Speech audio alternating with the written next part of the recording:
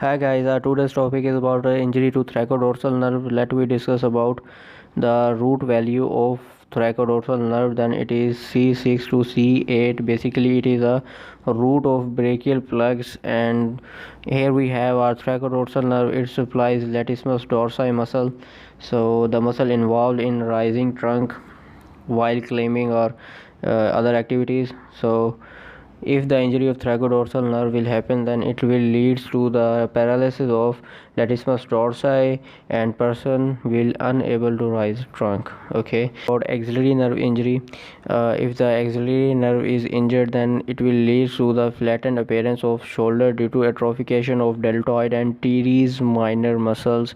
Whenever the nerve is injured, then there are two possibilities of loss. First one is a motor loss and second one is a sensory loss. Motor loss will be due to the deltoid and teres minor atrophication, and the sensory loss will be on the lateral side of arm.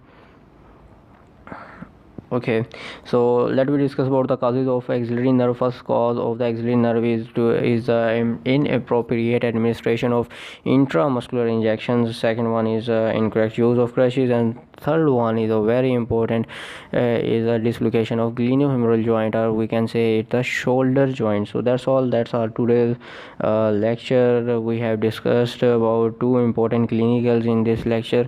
I hope you have enjoyed it, and stay tuned with us for further lecture.